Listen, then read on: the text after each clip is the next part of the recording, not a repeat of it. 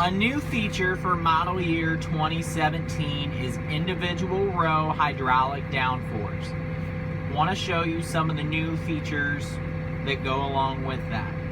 So for this example, we went into planner settings and we have disabled active downforce. Normally we're going to want to run with active downforce in the field, but to, in a stationary position, be able to adjust some things, I've decided to turn that off.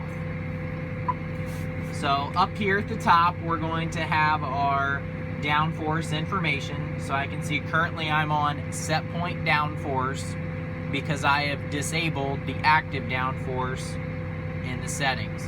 So I am setting the downforce myself. So currently I have a target of 80 pounds and I actually am applying 80 pounds as well, just like I want. So the planner will not show some of these readings unless you're actually planning. So in this stationary example, we're going to use the fast start to simulate a planning situation so we can see some numbers. So if I go to my downforce planner at a glance icon, I can see my 12 rows and I can see I have an average of 80 pounds of downforce. Currently, I am looking at margin. So right now, I have no margin on any of my planner rows because that does not register until we're planning. So if I push the fast start, I can see I do have margin. I can see I'm averaging about a little over 300 pounds of margin there. And I can see my bars come up to tell me what the margin is on each row. So we can see row 12 does not have any margin while the other rows do. So if we wish to display something different, instead of looking at margin, we can toggle the downforce. So currently I have 80 pounds applied and I can see all rows have roughly 80 pounds. So my low row has 80 pounds, my high row has 80 pounds. So if I want to adjust my downforce and bump that up to 150, I can select that and I'll see my downforce on each row raised to that 150 level. So currently they're all equal because we're on set point downforce, but with active downforce we would be able to come in here and see what the downforce applied on individual rows was. If we have one row that's maybe in a grain cart track, that one should have more downforce maybe than one adjacent to it.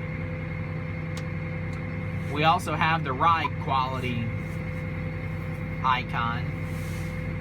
So ride quality has the ability now to toggle between ride quality and ground contact.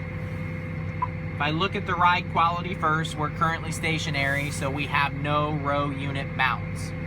So all the rows are sitting perfectly still, and we can see they all have 100% ride quality. So as your row unit bounces more, your row ride quality will decrease. If we switch to ground contact, that is another number that does not read unless you're actually planning. So if I push the fast start again, we'll kind of see we have ground contact on rows 1 through 11, but row 12 does not have ground contact. So we can see rows 1 through 11 have good ground contact. Row 12 does not, it has 0. If I look at that again, it tells us our average ground contact is 91% when you add in row number 12. If I wish to turn my active downforce back on for a normal field situation, we'll go to our settings, we'll enable active downforce, return to the planner run screen. I can see it now says active instead of set point. My target margin is 200, my actual is 0. So if I push fast start, we'll see my actual margin come up.